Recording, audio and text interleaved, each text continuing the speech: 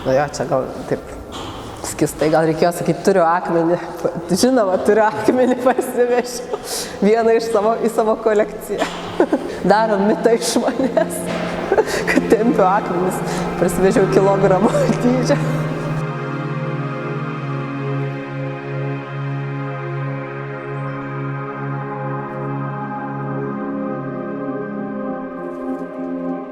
Šitą parodą jau čia laukia 2 metus, kol atsidurs. Gal ne būtent šitas ciklas, bet jau planuose buvo 2 metus, tai taip išlaukta labai. O pats ciklas susimezgė, sakyčiau, prieš 1,5 metų pradėjo jis kažkaip mintyje augti po truputėlį. Visa istorija tokia, sakyčiau, pabaigiau savo Šiaurės jūras tapyti ir tada staiga suvokiau, kad galbūt jau ilgiau ir nebenutapysiu nieko. Atrodo, kad jau viskas pabaiga tapybos. Tokioj kažkokioj daug dalykų taip suėjo, kad tiesiog atrodo, kad jau viskas. Ar čia verta betapyti, ar yra kažkokia prasmė, ar pagaliau ką tapyti. Kūrėjų kartais įvyksta toks laikas, kai klausi, ar tu čia sau tapai, kam tu čia tapai, ar yra prasmė tapyti. Sunkus laikas reikalingas tam, kad išjudėti. Krizė nėra blogai. Ne tik, kad krizė, ta tyla, toks geras laikas. Reikia įsiklausyti, išbūti ir kažkaip gal subręsti kažkiek tame ir tada jau kita kokybė būna, kai išjudi. Grįžau prie antikos mitų, prie šumerų, pradėjau skaityti knygas apie istoriją, archeologiją. Paskiau įvyko mano kelionė į Graikiją, pasivažinėjau po šventyklas graikų. Grįžus pradėjau kažkaip galvoti apie tapybą. Gal netgi ruoštis vasarą. Vasarą turiu tokį laiką, kada galiu dirbti. Tai va, 23 metų rudenį jau pradėjau galvoti, kad gal visgi tapysiu ir pradėjau ruoštis. Ir tada nutapiau paveikslą laiptus. Ir staiga tiesiog viskas sukrito į vietas. Visas tas toksai brandinimas, kažkoks minčių kaupimas, staiga pradėjo įgyti tą formą. Pradėjau suprasti, kad kur tas ciklas yra, dėl ko jis man toks sunkiai apčiuopiamas, kažkur tarsi sapno būsenoje, tarsi jis yra, jauti, kad yra, kaip jo nematai, bet jis yra, jis kažkoks toks sunkus virsta. Su to pirmoju paveikslu staiga supratau, kad kažkur sapno būsena ir toj būsenoj tada, kai jau supratau, kur ta vieta, tas tarpinis lūžio taškas, kur susitinka ta sąmonė su pasąmonė ir tos formos įgyja savo reikšmę, kur susitinka reikšmė ir forma ir jau mums suvokiami dalykai pasimato. Čia grįžtu vėl prie akmens, bet jau kaip kultūrinio akmens, nes prieš tai buvo akmuo, kuris tversi, akmuo geologinis, kuris formuojasi, per ledyną važiuoja.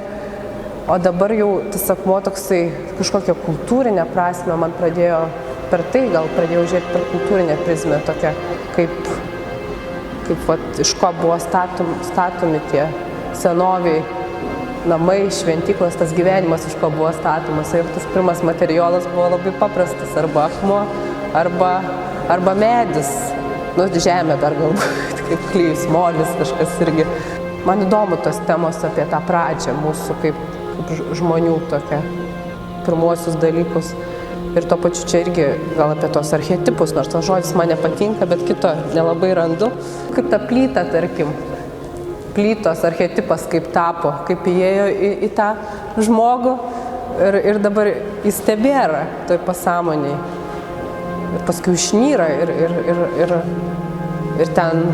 mes jį panašiai gal suvokiam, bet irgi klausimas, ar mes panašiai suvokiam, nes kai tapiau buvo man tokie pasimetimai ir klausimai, ar mes vienodai suprantam tą patį vaizdinį to, pavyzdžiui, kokią plytą, nu tarsi neša savy tą užtaisą. Ir aš, plyta čia toksai blokas statybinis. Ir to klausimas, ar iš vis čia be aktualu tie archetipai, ar čia kažkas jungia. Bet paskui atsisakiau, negalvoju, vis tiek visi turime tą plytą pirmoje savy.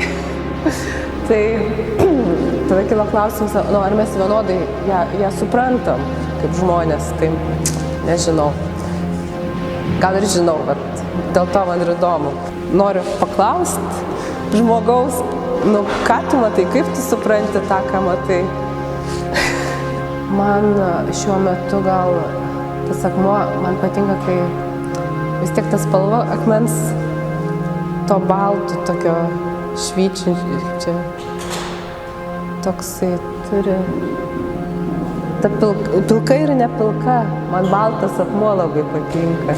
Ir vėlgi, kai ten išvažiuoja, žiūri, toksai tie Graikijos akmenys tokie balkšvi ir kai saulė leidžiasi, tas violetas ant jų pasirodo, tai gal ir buvo tas pirmas dieną, tas akmuo, toks baltas, švytintis, bet ir ne baltas, toks pilkumu, tokiu ramumu. Ir man tokia, ta pilka tokia šviesi, meditatyvinė spalva. Ir man norisi dabar tokio irgi ramumo, tokio skauptumo buvo noras, kai tapiau. Tai gal ir dėl to ir prasidėjo nuo tokio meditacinės ramybės, o paskui saulė pradėjo leistis ir violetas pasirodė. Šiandien tokia graži diena buvo, saulė švietė. Ir taip sėdžiu ir kažkaip taip prisiminiau vaikystę, kai būdavo taip saulė šviesdavo, būtent taip, kaip šiandien švietė. Aš jau savo svajonę vaikystės įgyvendinau. Aš labai norėjau, kai maža buvau, archeologija būti. Kai mano šeimyna rinkdavo akmenis, tai aš irgi pasistatydavau, pasižiūrėjau tenais visą archeologinę ekspoziciją, akmenų pririnkdavau, visokių kaulų, medžių ir ten darydavau muziejų iš to. Ir dabar galvoju, jog aš visai užsiemu tą archeologiją. Tiesiog gal labiau tokia minties archeologija. Ieškau tų visumos, bandau rasti tą pirmąjį luitą ir sumontuoti iš elementų tą visumą, kuri mus jungia.